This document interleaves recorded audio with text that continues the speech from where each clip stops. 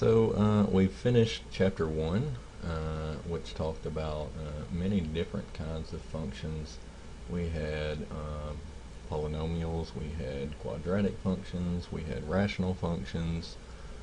Um, we talked about absolute value functions, a whole lot of different functions, how to find their domains, um, how to evaluate functions for a certain x value.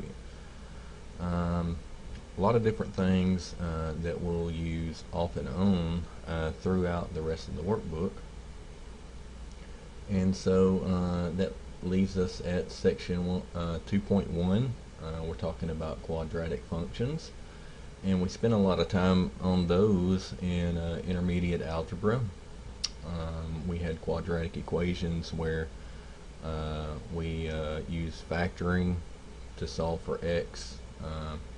And then when we couldn't factor the quadratic equation, we used the quadratic formula is x equals negative b plus or minus the square root of b squared minus 4ac all over 2a. Okay, well, what are these letters A, B, and C? Well, in our first definition, we showed the general form of a quadratic function here. Okay, notice that there are no radicals. Okay, there's no variables on the bottom in the denominator. Okay, I just drew this line here to point out the quadratic function.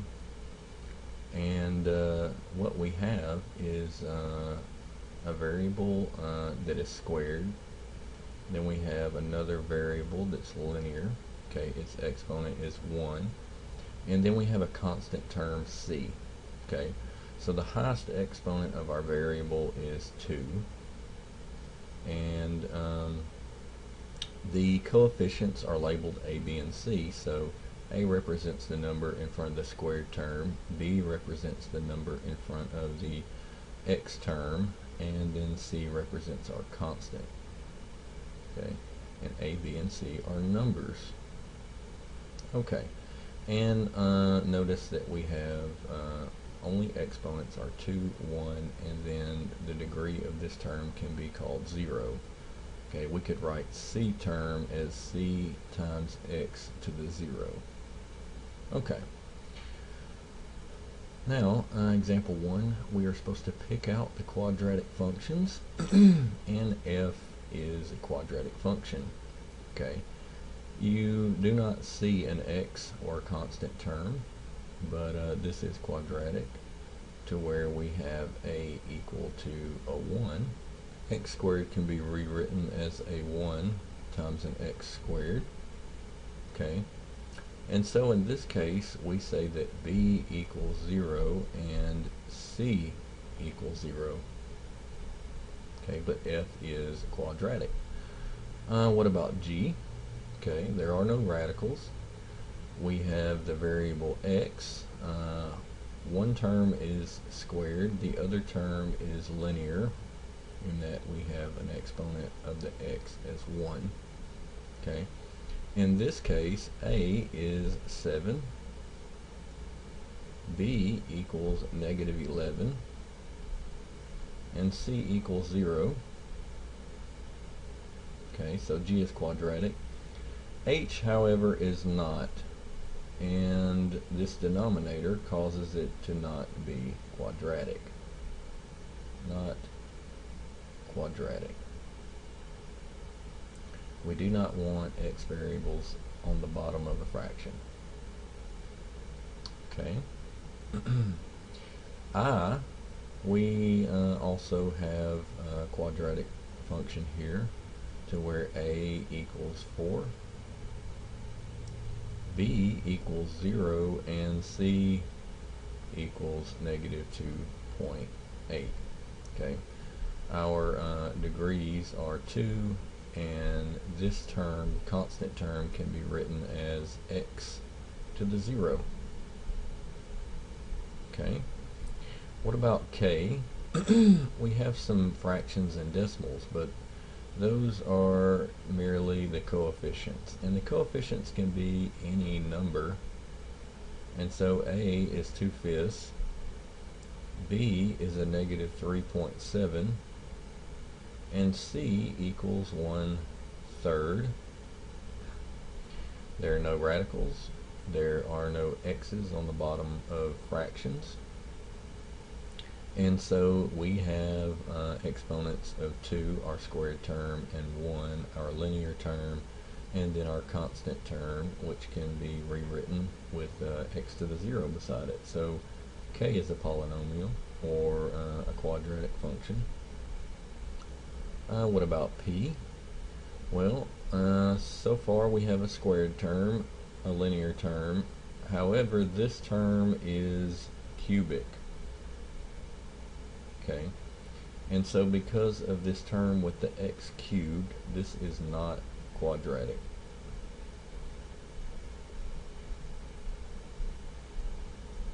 Okay, little r function here, pretty obvious to pick out that it is not quadratic,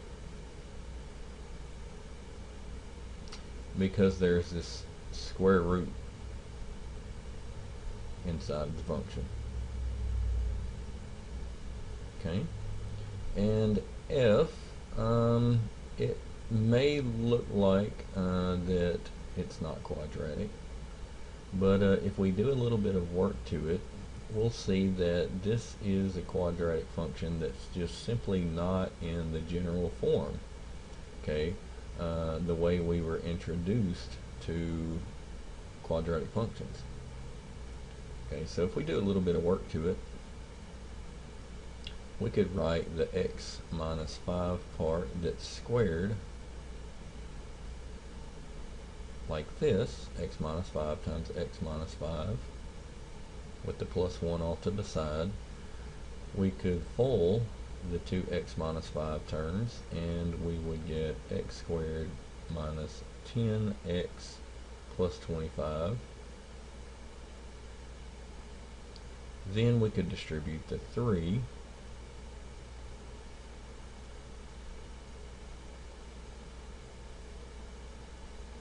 drop the parentheses, pick up the plus 1, and then we would see that capital F is quadratic.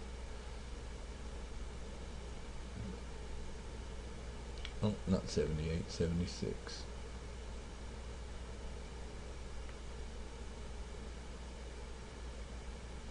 Okay, so now it's a little more obvious, and so in the future, if you see a function of this form, okay, you should recognize it as also being quadratic. In this case, we have a equals 3, b equals negative 30, and c equals 75. So f is quadratic.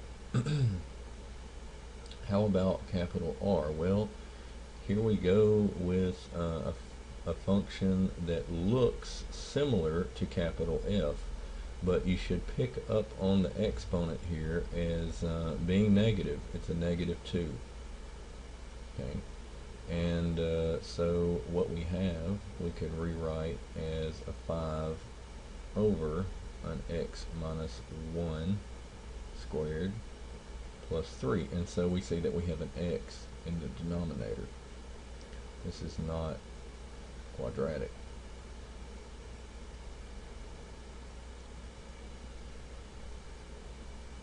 And finally we have t, and t simply looks like this piece, the x minus 5 squared part of capital F. Okay, what we've done is we've taken two linear pieces, x plus 2 and then a 2x minus 1, and we've multiplied them together. Okay, if we FOIL this, we will get 2x squared, and so we do have a squared term, and we will get a minus x, and I'm simply taking the x and multiplying the second binomial each term. And now that I'm finished with the x, I can pick up the 2 and do the same thing, and so I would have a plus 4x and then 2 times negative 1 would give me a negative 2. And now I would just simply combine the two middle terms and get a 3x. And so here we have the general form of a quadratic function. A is 2, B is plus 3, and C is negative 2.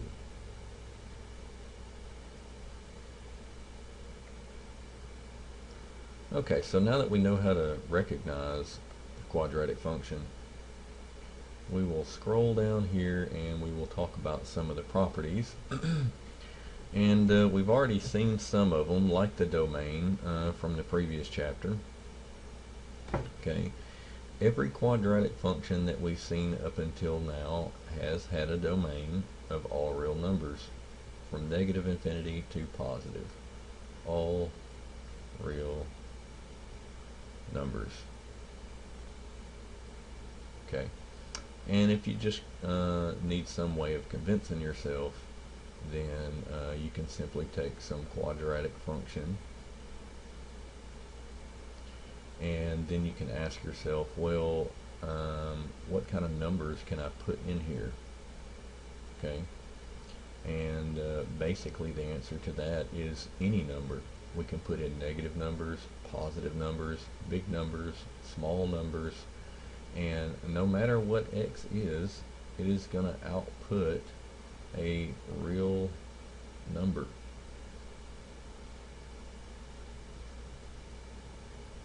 Okay, so in other words, graphically, a parabola, a quadratic function, spans the entire x-axis. Okay, such as this graph here. We could put arrows on the ends of the curve, and that just simply means that this curve will extend to the left indefinitely.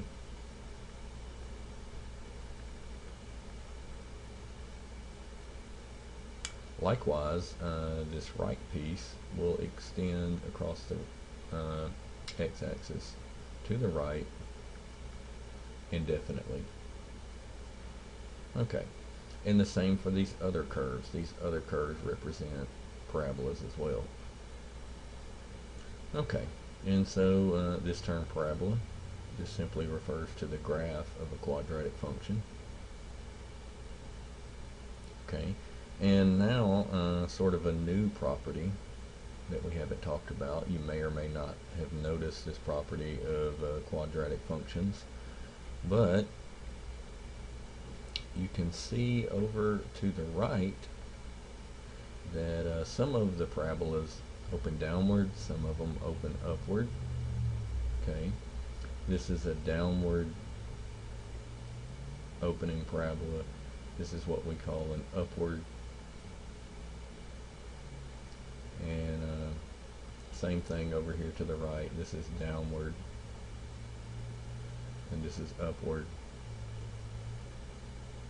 Okay, and turns out that we can tell what a parabola or quadratic function is going to look like in respect to that property by just simply looking at the a. Okay, and remember the a is the coefficient of the x squared term. So for instance, if I write out an example, let's say minus x squared plus 2x minus 3. Okay, if I wanted to know whether it opened up or down, I simply look here at the a coefficient, and a equals -1, and so it is less than 0. A is less than 0, and so our parabola or quadratic function that I wrote here, f, would open downward. But at the same time, this doesn't tell us whether it's above the x-axis, below the x-axis. It just simply tells us which direction it opens up. Okay, and so off to the right, you can see that here we have a curve, a parabola. A is less than 0, it opens downward. Likewise, if a is positive, the parabola opens upward. And these two, notice they have two x-intercepts each. Okay, and this isn't the graph of one parabola. This curve here is one parabola, and we've graphed another one just on the same axes. Okay, so these are two separate functions. Alright, these both cross the x-axis, and they both have two x-intercepts. Two x-intercepts for this left one, this left curve that opens down, and then also over here, this one has two x-intercepts here and here, but this one opens upward. And now on the right, this other graph, you see that parabolas do not have to cross the x-axis. Okay, and we'll talk about that property more later. Okay, property 4, the vertex. And the vertex is a special coordinate of the parabola or quadratic function. The vertex is simply either the minimum or the maximum of a parabola, and that depends on whether it opens up or down, the sign of A. And here I'm just simply pointing out the vertexes of these four different parabolas. Okay, and you can see that these are labeled HK. HK. Okay, H and K. H is an x coordinate. K is a y coordinate. But we use the variables h and k specifically for the vertex. Okay, and so the vertex is minimum. That's not supposed to have U. Or it could be the maximum. It would be the minimum if A was negative, and it would be the max if A was positive. Oh, I'm sorry, I've got those backwards. This is if A was positive, and this one's backwards. A is negative.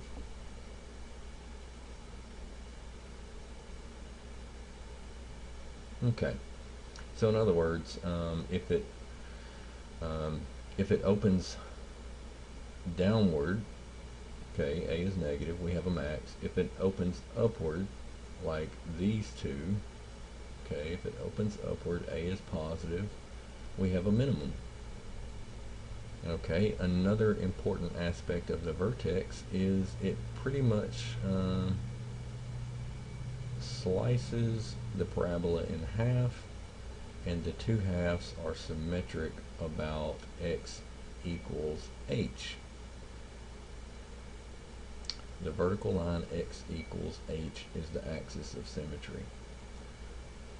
Okay. And so h is the x-coordinate, k is the y-coordinate. And here we see that we have some formulas to calculate those vertex. Okay, and they are based off of the coefficients that we learned earlier, a, b, and c. A being the coefficient of the x squared term, b being the coefficient of the x term. Okay. And k may be a little difficult to remember. Okay, it's c minus b squared over 4a. Okay, but h is a little more simple. It's negative b over 2a.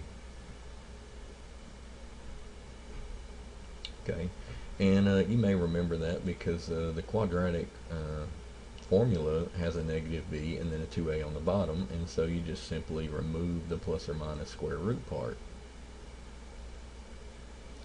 Okay, so if you can remember h, then all you simply have to do to calculate k is not memorize this formula, which if you have the ability to memorize that, more power to you. But if you just simply know this formula for h, then you can take your function and plug the h coordinate into f and calculate it instead of memorizing the formula. Okay. So again, the vertex is the minimum or maximum, and the vertex is the line of symmetry for a parabola. Okay. So 5, I suppose I sort of got ahead of myself, but here we see x equals h. Okay, and x equals any number is going to be a vertical line.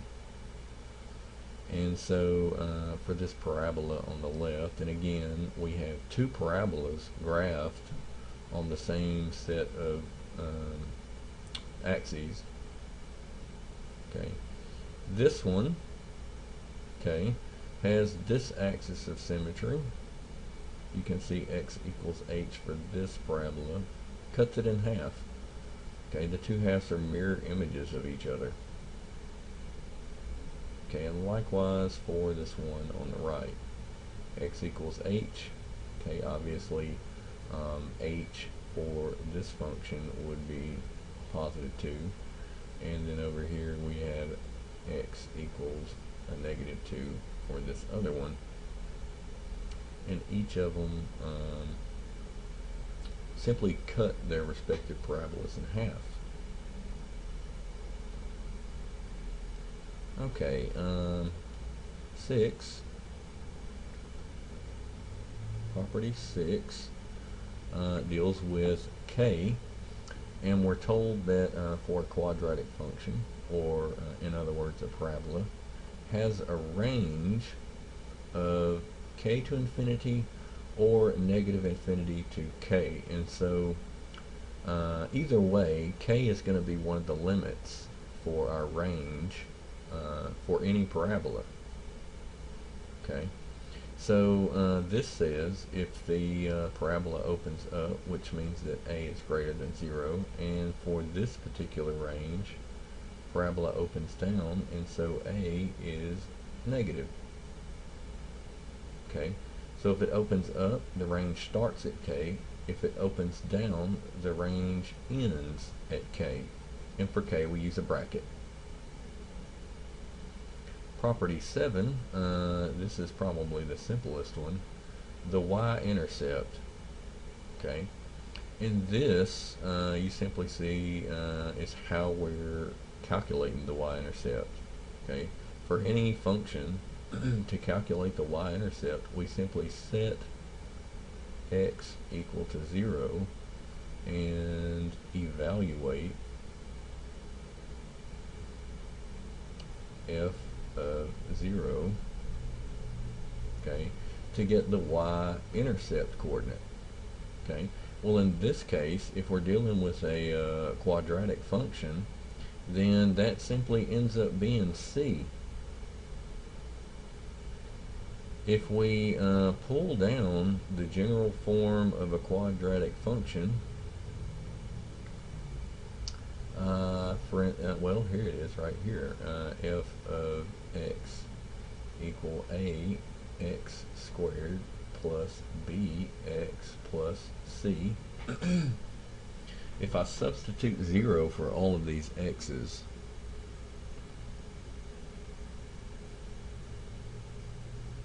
okay, and keep in mind that a, b, and c represent real numbers, and a property of real numbers is that if you multiply a real number by 0, it becomes 0. So 0 squared is 0, and times a would be 0, so this first term drops out, and so does the second one. 0 times b would be 0, and so the only thing that we were left with when evaluating f of x at 0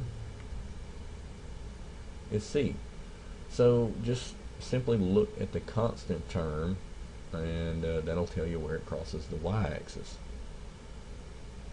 Okay, crosses, that's an A.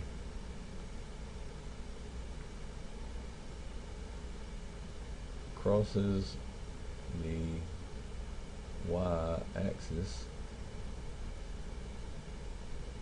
at y equal c. Okay. 8, apparently it's important, big bold letters and underlined. Okay, we talk about the solutions of f of x equals 0. Okay, and so basically what we've done here is we see that f of x is interchangeable with y, and we've set f of x equal to 0. And so this is similar to what we did with the y-intercept. Y-intercept, set x equal to 0. For the x-intercept, we set y equal to 0, which is what we've done here. So what we're doing is we're finding the x-intercepts. Okay, x equals what? And these are also called the zeros. Okay.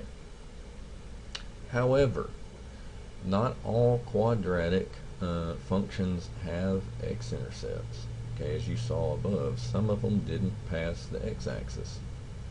Okay, so this is just what we do in general, okay, to find the x-intercept. Nothing different about the quadratic function, same procedure. Okay, but now we talk about how when we solve for the zeros of some quadratic functions, we either have both real numbers, which would mean that it crosses the x-axis. These would be x-intercepts. Or we get complex solutions, meaning that whenever we plug in the a, b, and c into our quadratic formula, the square root part of the quadratic formula would have a negative number inside of it. And so that leads us to have complex zeros, or in other words, graphically, no x-intercepts. Okay, and that's pretty much what it's saying down here. If the zeros are real, then they are just the x-intercepts. Okay. In this case, the zeros are either distinct, different, which is typically what we run into, or they could be the same, which means that the function would just merely touch the x-axis. Okay, or in other words, it's tangent to the x-axis.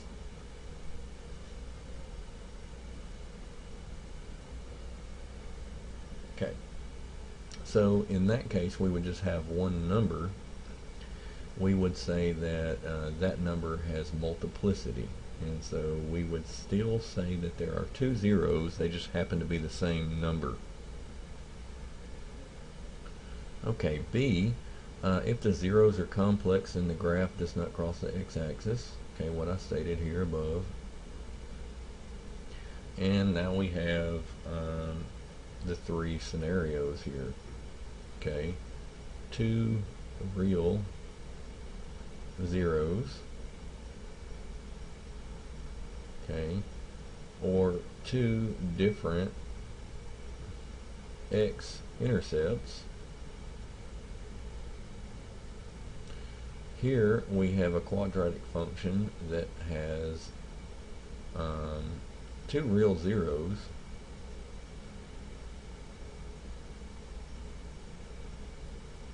and graphically it only touches the x-axis in one place, so we could say it has one x-intercept.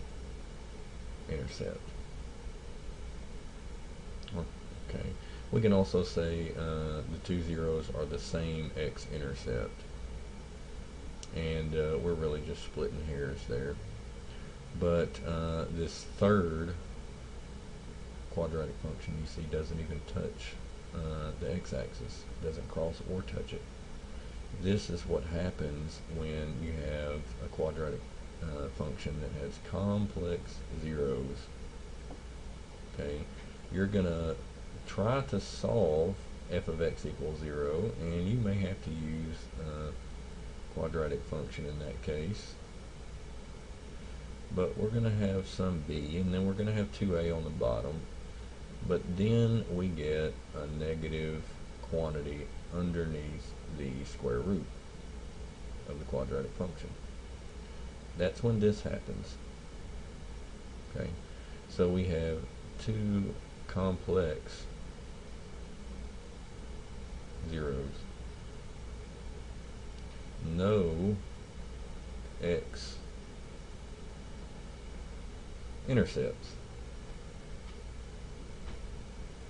Okay, but even though it's complex, we can still talk about, does it open up or down? What is the vertex of the parabola? X equals h is the line of symmetry. All of that stuff still holds true for these type of quadratic functions.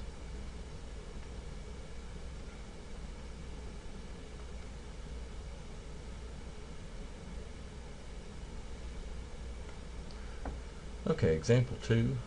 Check all 8 properties of the quadratic function for f of x equal negative x squared plus 4x minus 3. Use your results to sketch the graph of the function. Verify your answers by using a graphical calculator. Okay. 1, the first property was the domain. Okay, we check this, and it is a quadratic function. Okay, there's no calculation to do. You simply really just want to verify that it's a quadratic function. We have the squared term. There are no variables with any higher exponents, such as 3, 4, 5. We don't see that. Then we have, we don't necessarily have to see these other two terms, but we don't want them to have a negative exponent, and so here we see exponent of 1. This could be written as a 3 times x to the 0, so this is quadratic. And then our a is negative 1, our b is 4, and c is negative 3.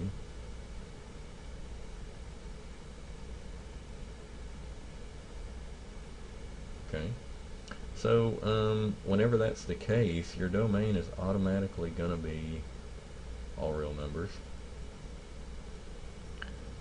2, we want to graph the parabola. I will save that for later. I don't want to just fall back on my graphing calculator just yet. I want to learn a little more about this quadratic function. And so 3 is going to tell us a little bit as to how to graph this. 3 is whether it opens up or down. A equals negative 1, and so a is less than 0. That means it opens downward. Okay, so on the right, I know it's either going to do this, or maybe it's complex zeros is going to do that. Okay, or maybe it could just touch the x-axis and go back down. Either case, I don't know exactly where it's going to go, but I know that it opens downward. Okay, 4, where is the vertex? Well, h equals negative b over 2a. Just simply drop the square root of the quadratic formula, and you have your formula for calculating h. A, B, and C are easy to pick out, so here we're just using B and A. We have a negative 4 on top. 4 was positive, but we have to put that negative in there. It's a part of the formula for h. And then 2 times A, and A is a negative 1. And so I get a negative 4 over negative 2, which is just a positive 2. So now this sort of positions my parabola. Okay, I know it's I didn't do a very good job on any of these. I'm not really too close, because I know now that my parabola is going to be centered here at x equal 2, this vertical line. And so now it could look like this, which isn't perfectly centered, but I think you get the idea. It could look like this. Okay, it's definitely going to fall centered on this vertical line here. Now I want to locate it vertically, and I'll have this quadratic function nailed down to a certain extent. I'm going to do it the easy way and simply take my f of x and put h inside of it, or in other words, I'm going to put 2, and this is how we calculate k. This is going to position my parabola vertically. Alright, with x equal to 2, we have negative 2 squared plus 4 times 2 minus 3. The negative isn't included with the square, and so this is a negative 4. 4 times 2 is an 8.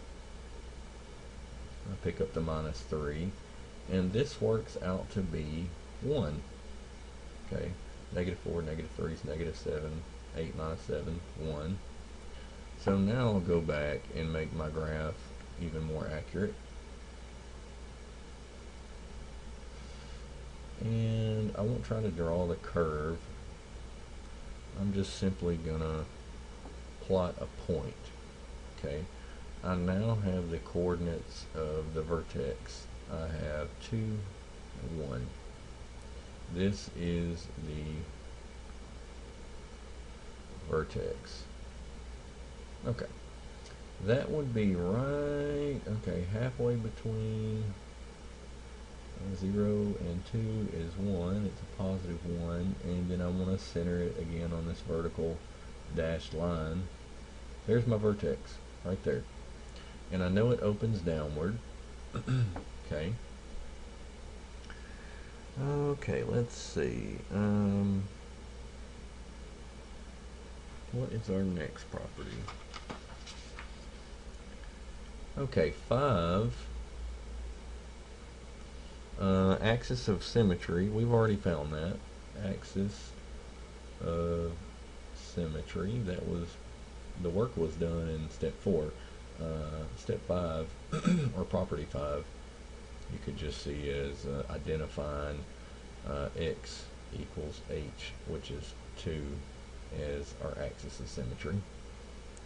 6, we want to identify the range.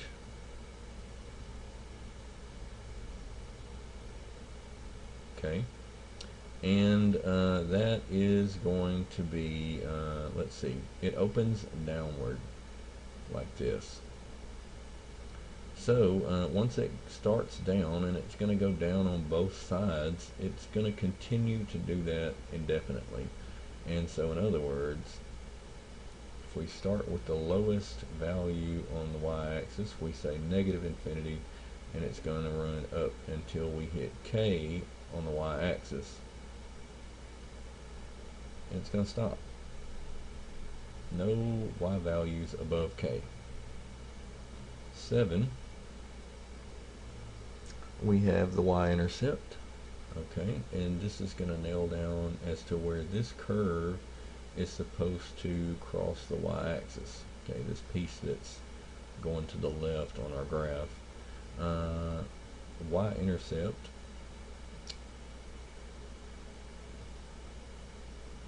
equals, well, if it's the y-intercept, then we are on the y-axis and x equals 0.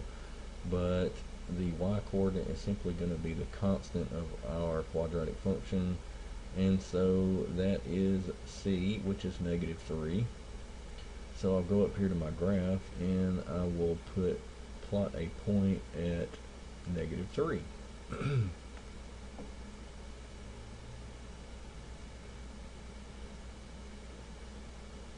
Okay.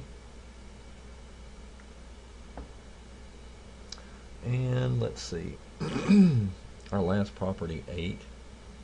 Okay, I'm going to have to make some room.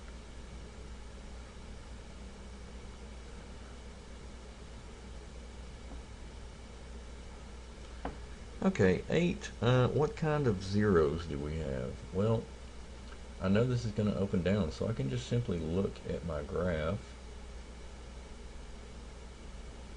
and it is going to go through there, across the y-axis, and then likewise over here on the right side.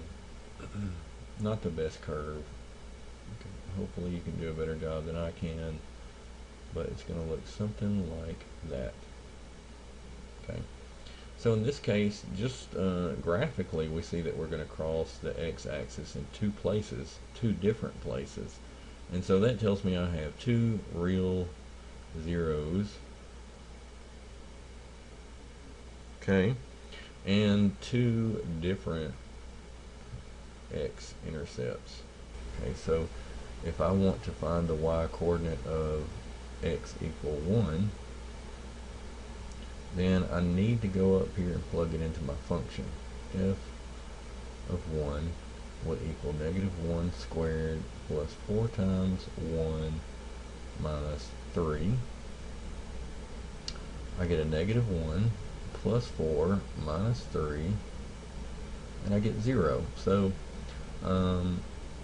I was safe in plotting this point, but you always want to double check it. You don't want to just assume that it works as a regular or the most common parabola, where you go over 1, down 1, or over 2 and down 4. Alright, so after you find one point on one side of your parabola, to find a second point, you don't have to go back through the function notation and evaluate it for a particular x. You can just simply take the coordinates that you found the first time. We had 1, 0, and we can simply mirror that point across the line of symmetry. Okay. So, in other words, our line of symmetry is 2, and so this point is 1 away from the line of symmetry, 1, and so from here, if I stay on the same y-coordinate, I can simply shift over to the right, okay, and plot a point 1 unit to the right of the axis of symmetry. So for every point I find on the left, I can plot the mirrored coordinates over on the right.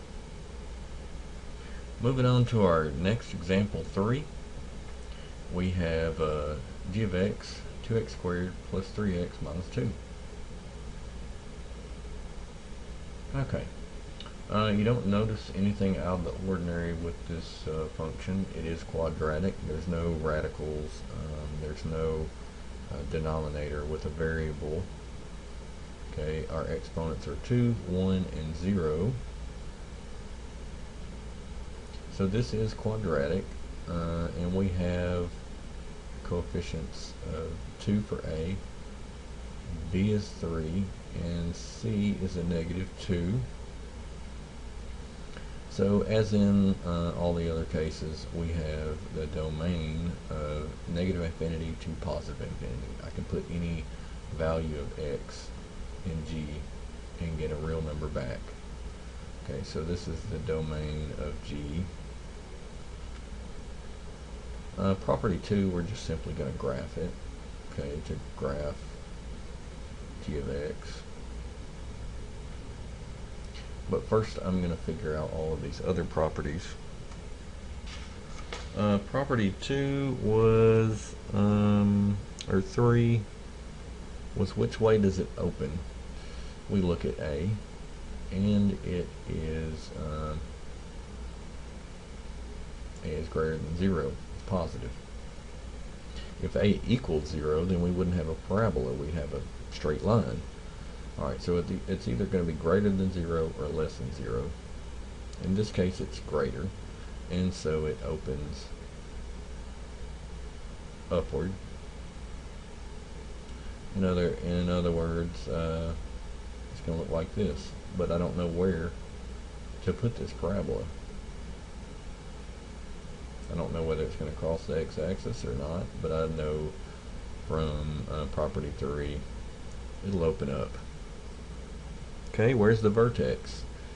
H equals negative b over 2a. We've already listed our a, b, and c, and so we have a negative 3 over a 2 times 2, which is negative 3 over 4. This is my axis of symmetry, 5. X equals negative 3 over 4 is axis of symmetry. So I will go back and clear these other ones that I sketched. And I'll locate negative 3/4. 1, 2, 3, 4, 5. Okay, so we don't, if this was broken up into 4 units, then we'd go to the third one from the left, but it's not. So this is about half, and half of that is about right there. So here is where our x equals negative 3.4 is. Alright, this is x equals h. 6 is asking us about the range, and so let's see. In step 4, I forgot to calculate k. So k is just simply f of h, and so this is going to be a little messy. I obviously don't have enough room there, but let's cheat. I'll pull up my calculator so that I don't have to deal with the fractions, and you'll have your calculator also on the test, so I don't see it as a problem. I will enter in 2x squared plus 3. Oh, I'm still in my exponent, so I need to arrow over, plus 3x minus 2, enter, and I'll just simply go to my table, and we're at our table. Okay, so we don't see negative 3/4. We have to go into our table settings to change this, but what I'll do is I'll simply go to my graph. So this sort of verifies what we found out in 3. It opens upward. Okay, and we also see the vertex that we're solving for. It is right there. We know that x-coordinate is negative 3/4, but we don't know the y. That's what we're looking for. And to figure that out with the calculator is super easy. We just hit trace, and we type in negative 3 divided by 4, and enter. And we see that our y-coordinate is negative 3.125. And 0.125, we go back to our home screen, second quit, is 1/8. So it is, let's see, about 3 1/8. Was that 3? Okay, negative 0.75, enter, negative 3 1/8.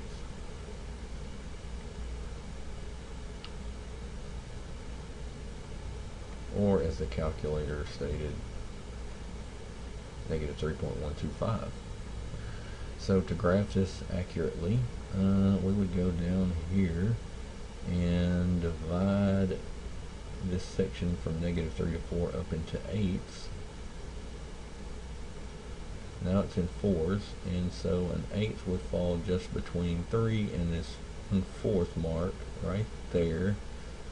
That's close enough. We know where our vertex is going to fall on the axis of symmetry, and we've gotten pretty close to the y-coordinate, negative 3.125. Okay, so here's our vertex, and now we can answer question 6, which is the range of G. It opens upward, and so it's going to span all the way out to positive infinity, but it's going to start at K, which is negative 3 1/8. Property 7 is what is the y-intercept?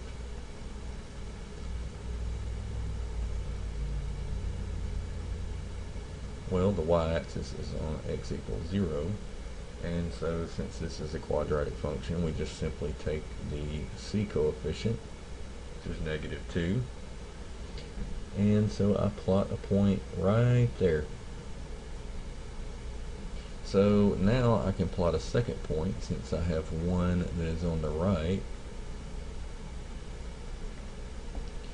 and this point is at 0. H is at -3/4, so between these two, between the axis of symmetry and this point, this is -3/4. So if I stay on the horizontal line of y equals -2, then on the left of the axis of symmetry, I go out another 3/4, which I'm going to eyeball this and say it is about right there.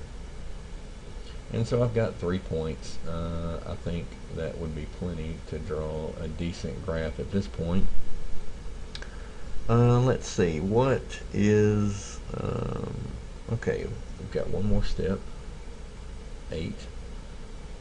Alright, what are the x-intercepts?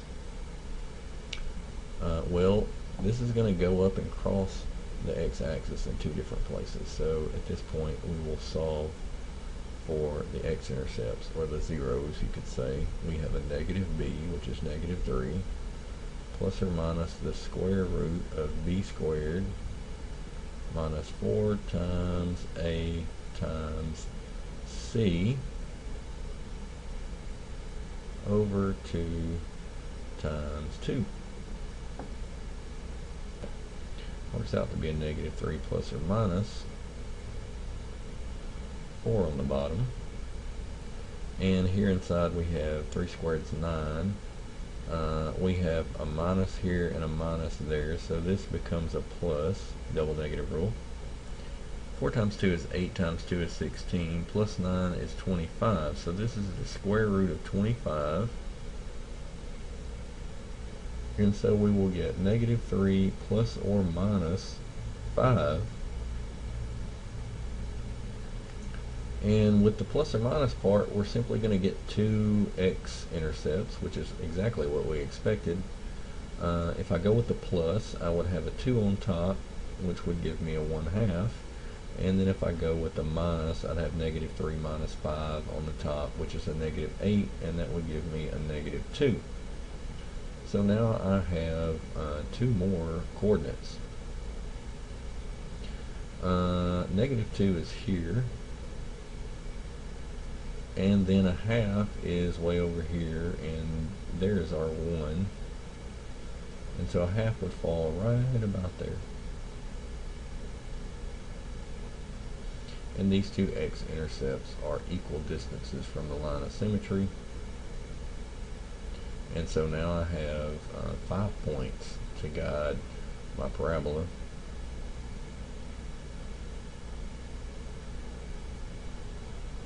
Okay, so it's going to look something like this.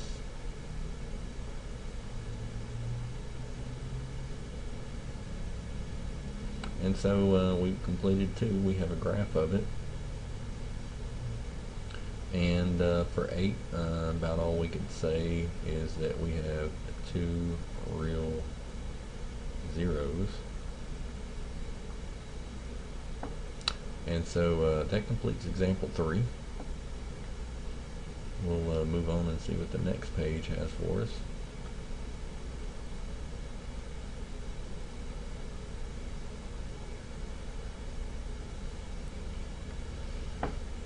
Example 4, we have an F.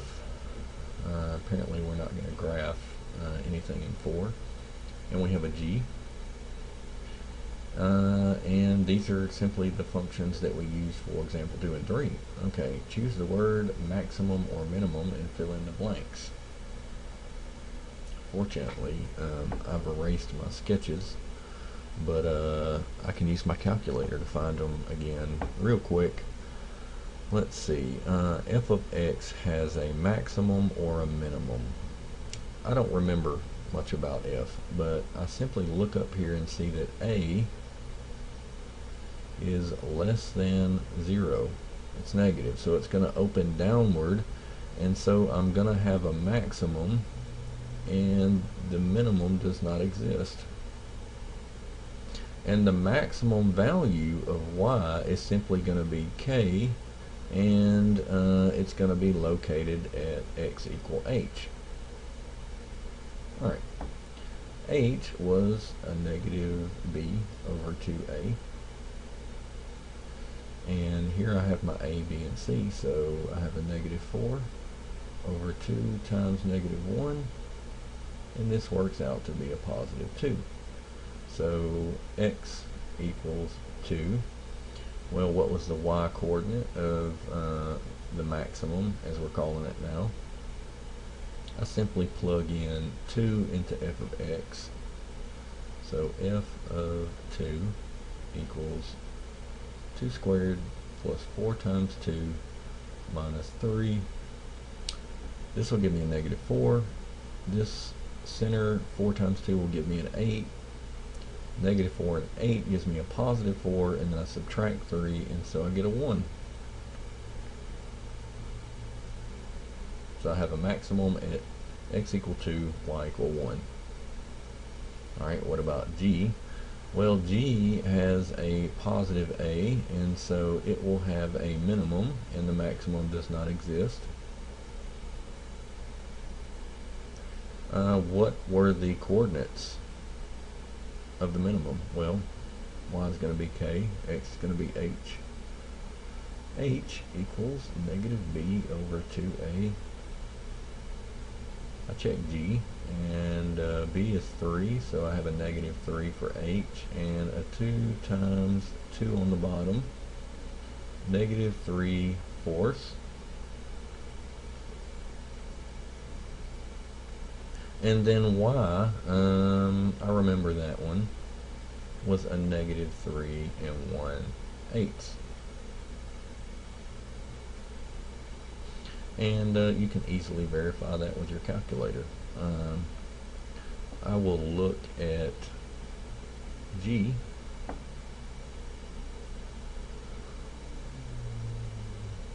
Okay, let me erase some of this stuff so it doesn't interfere with calculator.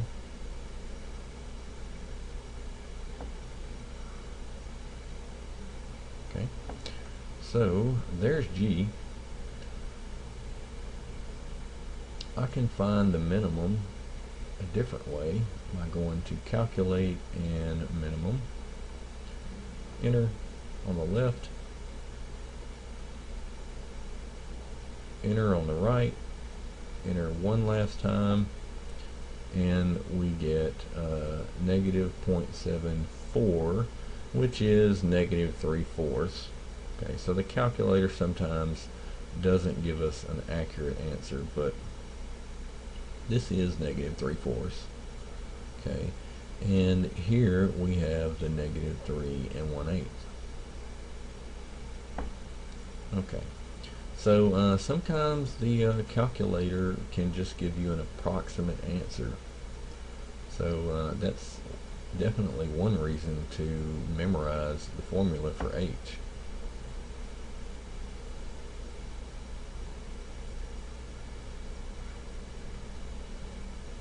Bottom of the page,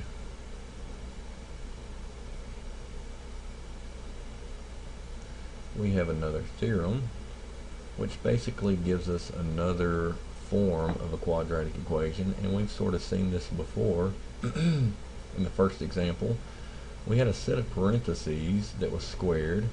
We were adding or subtracting a number outside, and then that set of parentheses was multiplied by a number.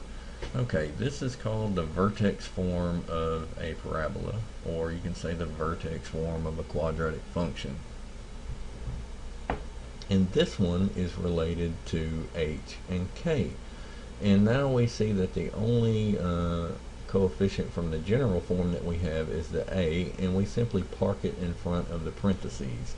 So if we have a and we have h and k, then we can just dump them into this vertex form, and we'll have the expression for our function, our quadratic function. Okay, let's read remark 2. It says the proof of this theorem uses the method of completing the square. We worked or dealt with completing the square in intermediate algebra, so if you want more information about this, then just dig out your intermediate algebra workbook, or maybe search a video on YouTube. I'm sure you'll find it somewhere. But we're going to go ahead and look at example 5. It says the following quadratic functions are given in standard forms. Determine the coordinates of the vertex and convert the function to its general form. So this is already given in standard form. That's what it told us here. And so with the standard form, we are given h and k, the coordinates of the vertex,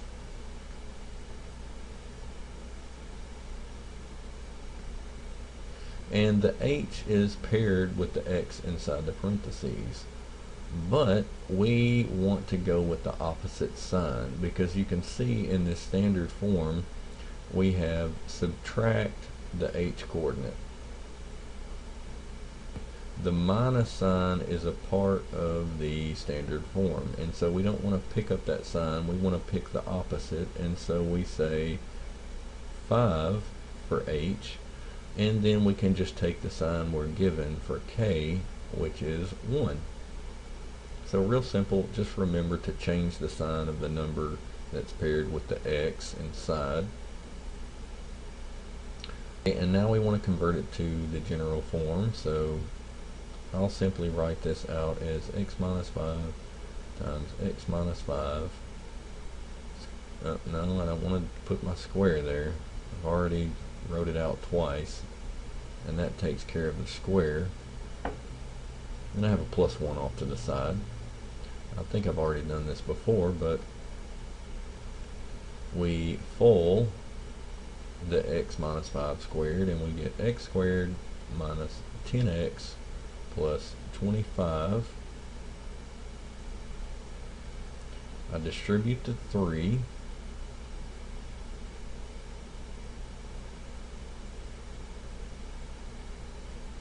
And so now I can drop my brackets, pick up my plus 1 on the outside, and in the general form this just becomes 3x squared minus 30x plus 76.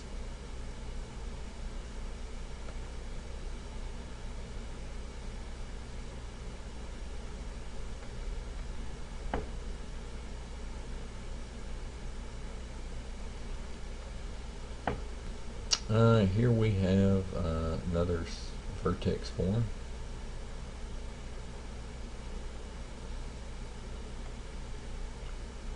What are the coordinates of the vertex? Well, that would be a -3 and a -7. Okay, I changed the sign of the number that's in, or that is paired with the x, so -3 instead of +3. And now I have to expand the x plus 3 squared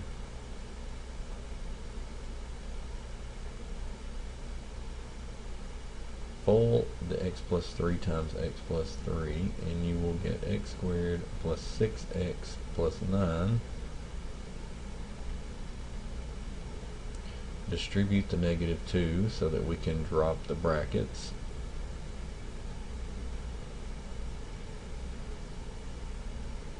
Now we pick up the -7 on the outside,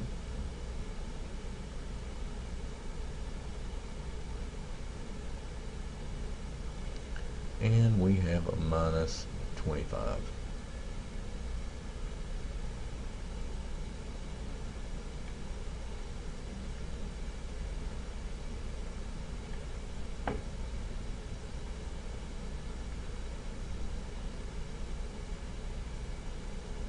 Okay, that brings us to example 6.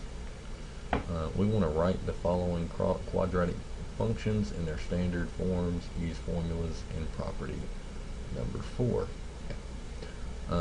Standard form is a times x minus h squared plus k. Alright, so all we really want to do is find A, use the formulas to find H, plug it into the function to find K, and then we just take this standard form, our template, and just replace the variables with the numbers. Okay. Well, A is easy. It's a -1. You just have to know where to look for it. H is a -b over 2a, and so we get -4 over 2 times a -1, which is a +2. And now K is just simply the output of calculating f of h, and so we have -2 squared plus 4 times 2 minus 3, and we get 1. And so I can write f of x in vertex form as a -1 times x minus 2 squared plus 1. Okay, for this next one we have a equal 2, h equals -8. Actually, b is a -8, so it's minus 8 over 2 times 2, a is 2. We get a -8 over 4, which is a -4. I plug -4 into my function so that I can find k.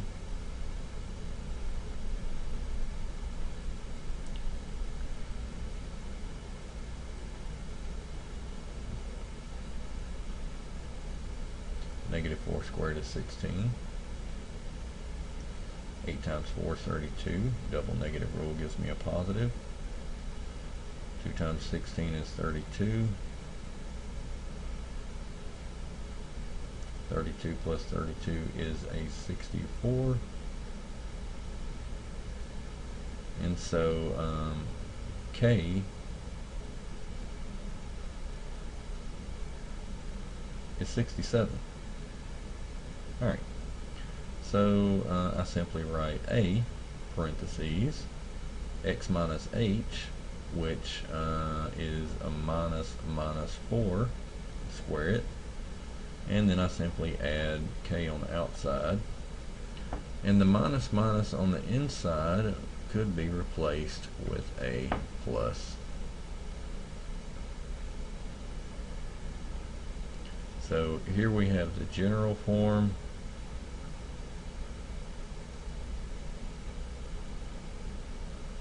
and here we have the vertex form.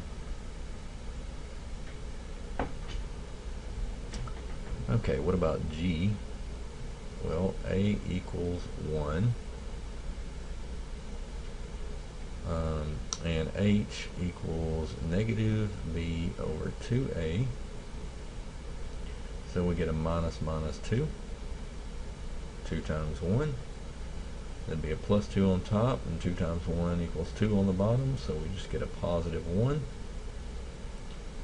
G of 1 equals k, and so we have a 1 squared minus 2 times 1 plus 3, 1 minus 2 plus 3, that would give us 2.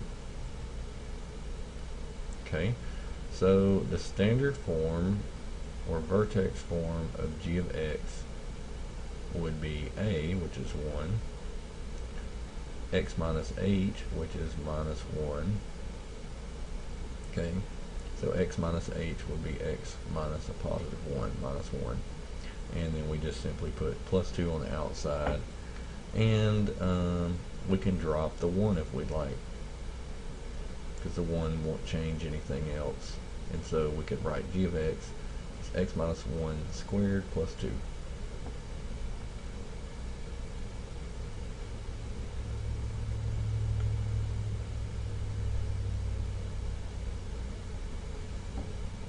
And so this is example 7. Find the standard form of quadratic function f of x with the vertex 3, -2, and passing through the point 4, 1.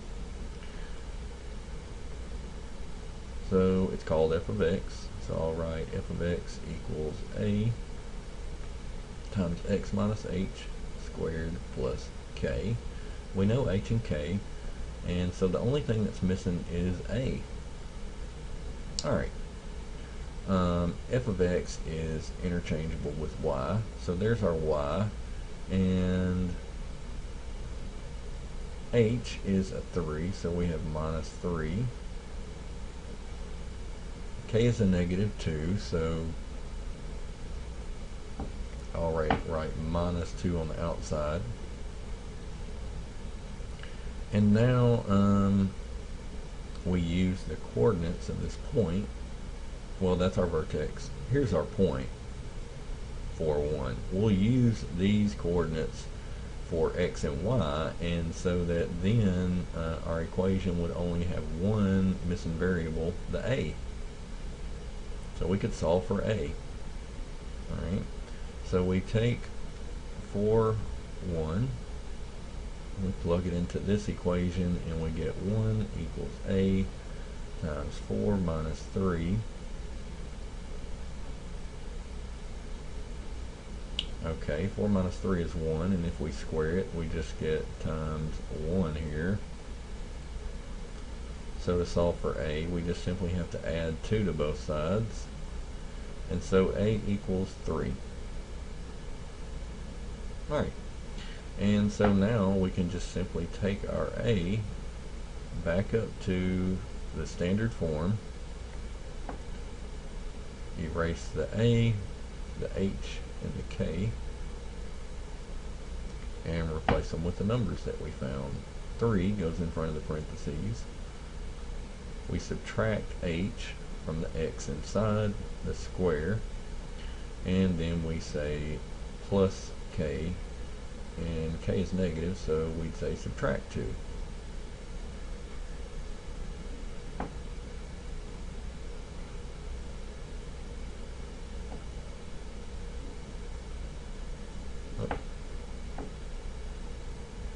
Example 8.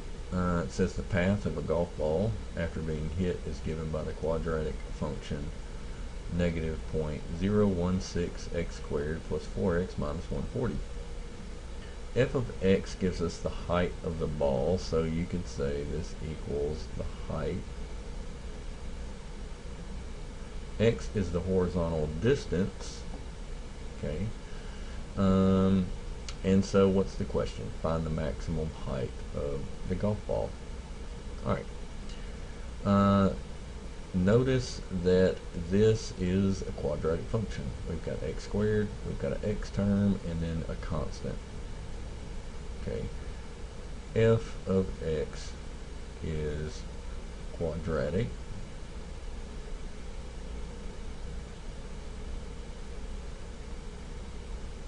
Okay. So, a is less than 0, so it opens down, which tells me that it has a maximum, and the maximum and the minimum is at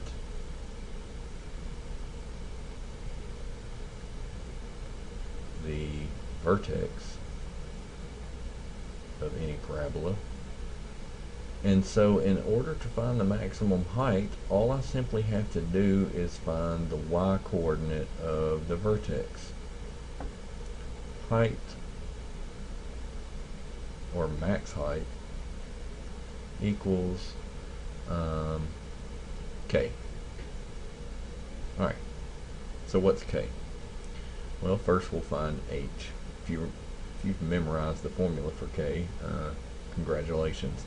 But really simple to memorize h, and then just plug h into the function.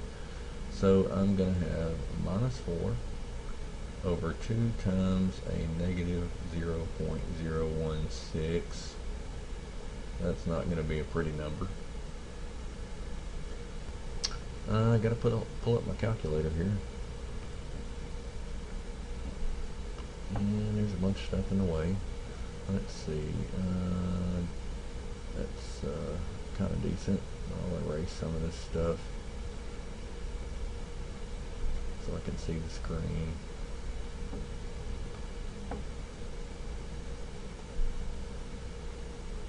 Okay, I can always graph it, find it probably faster, but I'll do it this way first, just to show you that you can do it without your calculator. I have a negative and a negative, so that's going to be positive, so I really just need to put in a 4 divided by a 2 times 0.016, enter, and so I get 125. That's not so bad. So K equals f of 125, and so I get 0.016 125 squared plus 4 times 125 minus 140. I will pull up my calculator again, and I'll write minus 0.016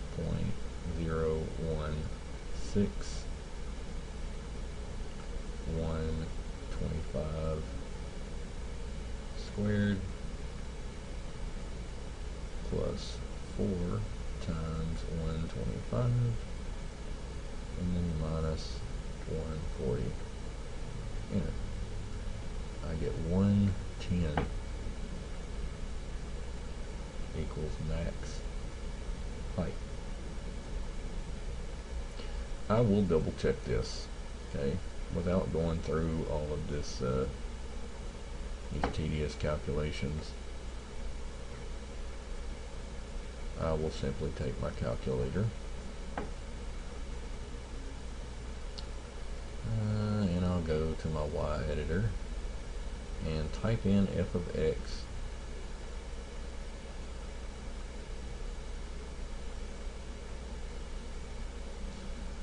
plus 4x and then minus 140, enter, graph.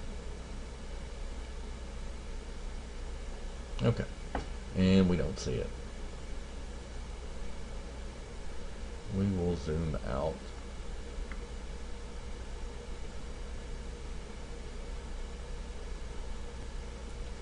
And so we need to zoom out again. Let me go back and check my function at a point, negative 0.1 or 0.016 plus 4 and then minus 140. Alright. So I'm going to have to zoom out again here. And that's good enough because I can see the top of this parabola. And now I'll go to calculate maximum. It wants a left bound, and so I need to find my cursor and make sure it's on the left and hit enter.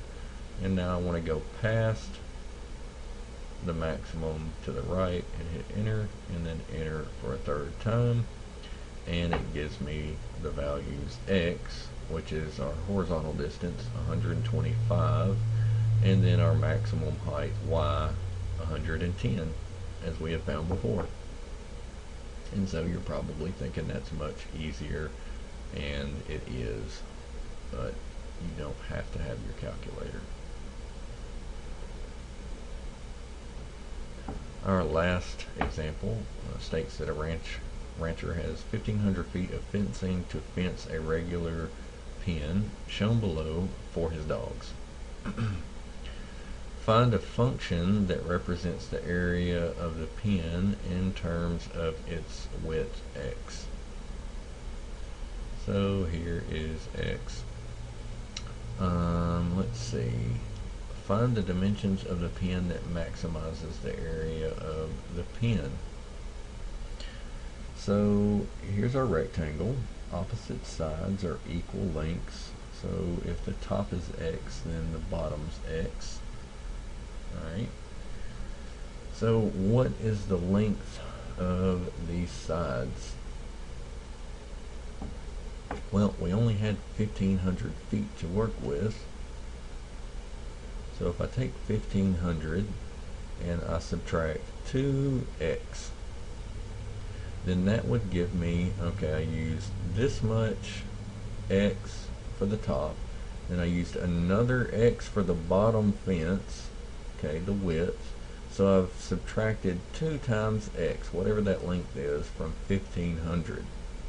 Now, this number that I have has to be used for 2 sides, not just one side.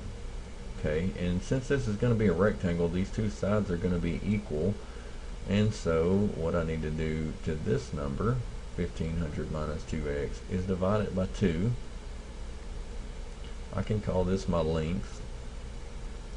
And I can actually simplify this expression and call it a 750 minus x. So what is the area? Area of a rectangle is length times width, and so I have length is 750 and the width is x. The width equals x, and I could label these sides with an L for length. And so we'll expand, or I'll distribute this x, and so we have minus x squared and then plus 750x, and you see we have a quadratic function, and a equals -1, which means that a is less than 0, and so that means that this function opens downward, which means that we do have a maximum.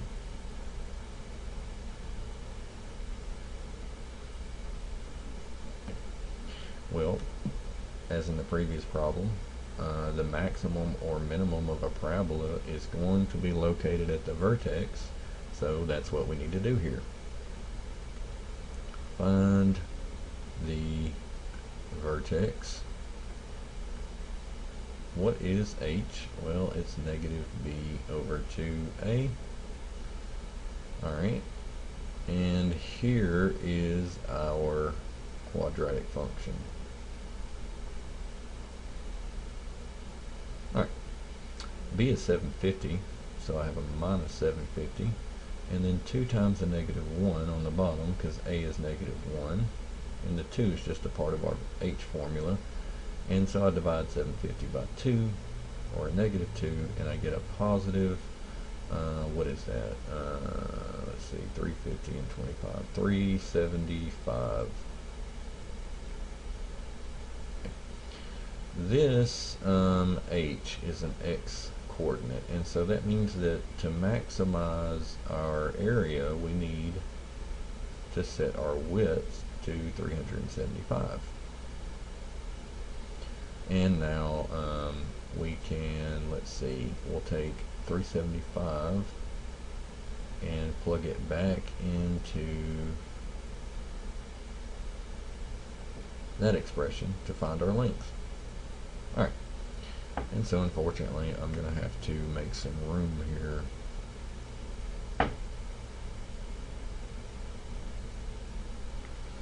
$750 minus x, 750 minus 375, well, equals 375. And so with the length and the width being equal, we see that to maximize the area of a rectangle, we pretty much have to make it a square. Okay, because all the sides are equal. Okay, one last thing we could do is find the maximum area, which it didn't ask us to do that, but it's not really too much more work. Okay, because I have the formula for my area. I can call this A of X. A for area, and it depends on X, the width. Alright, so I simply plug in 375 and I square it, and then I add a 750 times 375. Well, I definitely can't work that in my head, so I will call in my calculator.